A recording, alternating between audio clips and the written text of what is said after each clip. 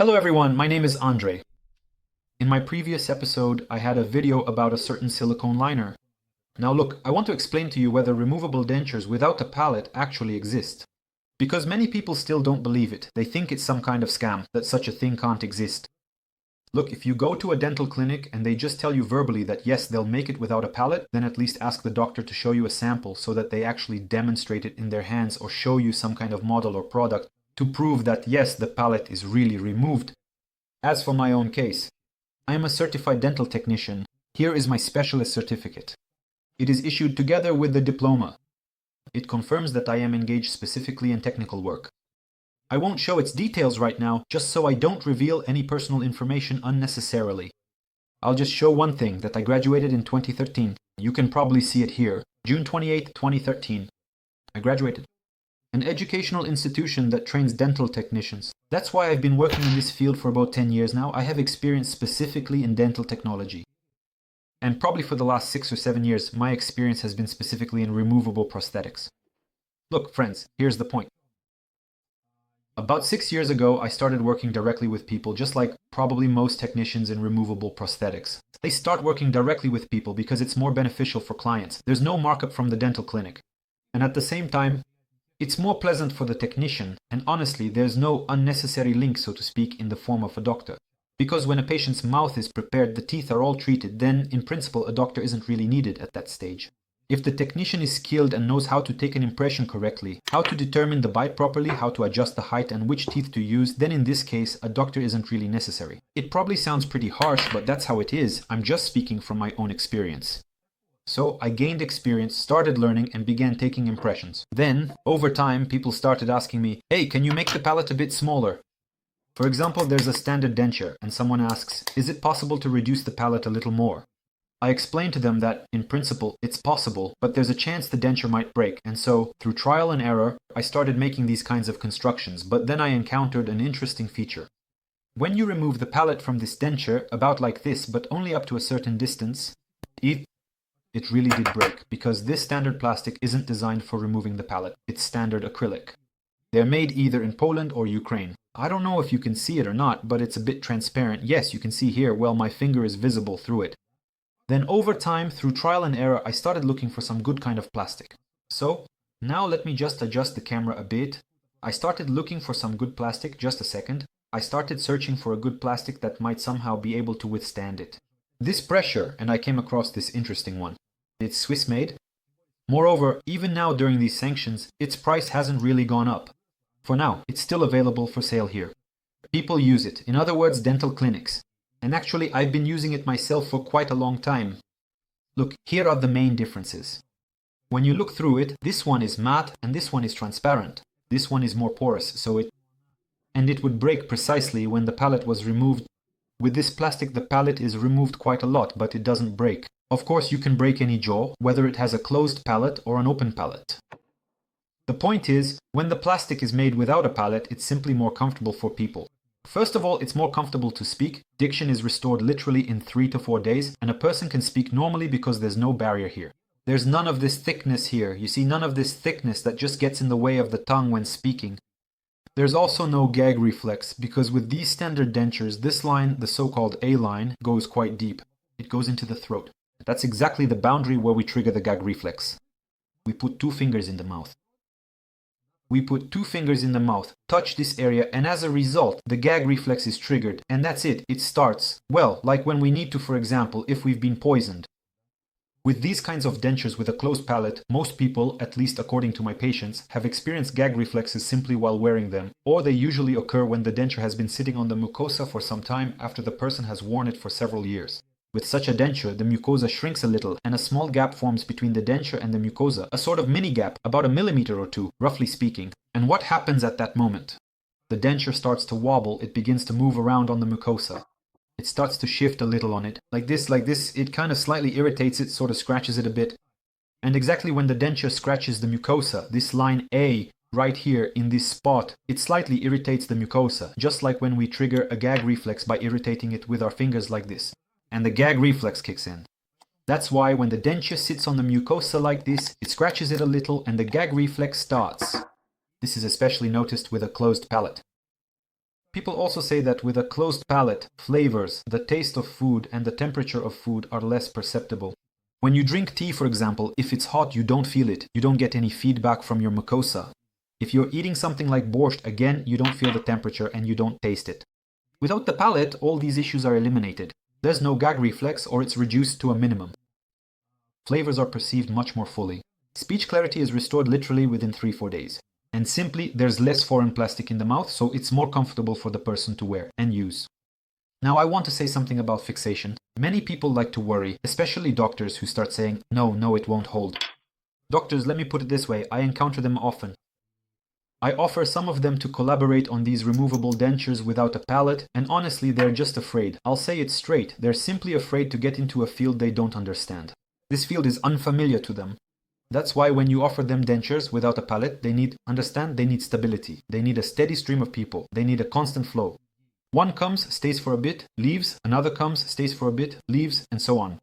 They don't want those people who will keep coming back with these removable dentures. To have something adjusted, something filed down, because without the palate here, there are certain nuances. There are nuances here, quite complex ones, which I, as a technician, have come to understand. Right now, I have about, around 100 people using my palate-free removable dentures. That's because in previous years I didn't really work with palate-free dentures. I only started working with them very actively in the last 1.5 or 2 years. By the way, there will be a link to my profile on Odnoklasniki in the description. There you can find real reviews from people who are still wearing these dentures. And also from others who wear my removable constructions, which I make not only without a palate, but also with a palate, as well as various partial options. So here's the point. If you remove the palate in regular plastic, by the way, you can see how transparent it is. I think you can see it. And here it is, kind of matte. That's the main difference in the materials. And of course, in skilled hands. So if you just remove the palate in this regular version, what happens is that the denture, of course, will hold on worse. There's no way around that. That's exactly why for the first month, 2 or even 3, in some cases, my patients use a fixing cream. Either Correga or Protifix. The person uses this fixing cream for a while. Then when the denture settles onto the mucosa and sinks in a bit deeper, it starts to get a little loose. At this point, how should the absence of the palate be compensated? How? Well, there are other tricks that I later figured out through trial and error. You need to compensate for it with silicone. I don't know if you can see it or not, but here is the edge, it's kind of soft. Can you see it? Here, it moves around. The edge is just a little bit soft. And that's why after about a month, 2 or 3, a person wears this plastic. Here is the plastic. I compensate for the absence of the palate with silicone. But not just thoughtlessly, I do it in a certain way. Listen to this. You can hear the difference, right? You need to compensate for the absence of the palate, not just thoughtlessly, but you need to create a certain valve in this area which will act like a suction cup. You know, like a suction cup on glass. You press it, the air comes out, it sticks, and that's it, it holds. This secret, I'm sorry, I don't reveal to either doctors or patients. Well, although, if a patient is interested, I can tell them, but not to doctors. The reason is this suction cup principle. Right now I'm patenting it because through trial and error I've had my fair share of bumps, so I want to patent the whole thing and be the sole rights holder, so to speak. Also, you shouldn't just remove the palate thoughtlessly, not just anyway, like, oh, here's the palate, let's just remove it like this. You can't do it that way. In that case, it simply won't hold. For example, you can see here, the palate is flat, almost completely flat. Here it is. You need to remove it in specific places and absolutely not here. You need to either carefully remove it at the point where it transitions to the palate, right here, or carefully remove it right here on the palate itself in such a way that the person feels these edges as little as possible. Here it goes, the edge, here it is, here it goes. Yes, a person will still feel this border with their tongue, there's no way around that. But as practice shows, people really don't care about this border compared to how much easier and freer their life becomes without the palate and how much more comfortable it is. So, for example, look, here's a model. It's a rough, big, unrefined model I have here. This is how much bone a person has left. Here I roughly marked how much of the palate I can remove, but even that is quite a lot. Here is where the transition area is. Here is the palate itself, the palate. And right here, ideally, this is where it should be removed. For some reason, I drew it too high for him here. Apparently, I was influenced by the person. You can't do it like that. I'm responsible for every prosthesis, so I explained to the person, if you want, I can remove more. But if it holds worse, that's not my responsibility. I remove as much of the palate as I can, as much as I am confident that it will hold well. That's the point. That's why the palate isn't just removed thoughtlessly. You also need to look at how things are with the bite. For example, if a person's teeth, let's take this same model. Yes, here the teeth should be placed according to this. Here are the tops of the alveolar ridge. But if the person's lower jaw is different, for example, if the teeth are pushed forward, then I'll have to move the upper part forward as well. And if I place the upper teeth not here, but say over here, then a strong lever effect will occur. This lever effect is exactly what will cause the denture to be dislodged quite a lot. For this reason, you also can't remove too much of the palate. Absolutely not. There are various nuances. Many people ask me, yeah, like how is it supposed to stay in place if you remove the palate? I'm telling you, if you just remove it thoughtlessly, it won't stay in place. It'll hold very poorly. But if you use all these things I'm talking about and understand this is delicate work, it's a process of trial and error. It's, I don't know, about 50 or however many people. In my experience, there were people who experimented, who were happy, who wanted me to remove the palate for them so they could experiment more with the absence of the palate. So these are the kinds of nuances. Also look at the absence, your absence. The difference comes from the plastics because this plastic is so transparent you can see right through it. Here you can see my fingers and the edge of the tooth is very visible through this transparent part. There it is. You can see it ends abruptly and overall it looks unnatural. This is roughly how the lip looks, but honestly it's not great.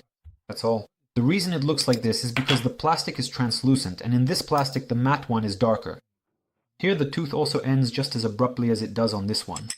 But you can't see it. The edge is finished somewhere inside here and it creates the impression that the tooth continues as if it goes further back. Do you see what I mean? That's why these kinds of plastics, not only can you remove the palate with them, but they're also more aesthetically pleasing. You can depict things on them. You can draw the gum, these little lines, these details, these little ligaments. You can carefully draw everything in such a way that in the mouth, when you cover it with your finger, it looks like a lip imitation. So in the mouth, all of this will look as natural as possible. Plus the saliva, this sticky, shiny, wet look, will make everything look very attractive and lively. But when someone chooses that cheap plastic just to save money, well, sorry, that's not for me. I don't work with those kinds of plastics anymore. I've decided to choose a sort of premium level where it's more enjoyable for me to work and people are more satisfied with what I do. And these dentures are designed to last at least 10 years or more in good condition without any loss of quality. Because I use high quality teeth, the main thing is to take care of them. These dentures realistically are designed to last about 5, 7 or 8 years. After that the plastic starts to darken. The teeth wear down. Cracks can also appear because it's a simpler type of plastic. That's just how it is. It's not particularly special. It's usually used in public clinics. For poor people, poor pensioners. That's basically it. I've explained everything. Good luck to everyone, friends. Follow the link in the description.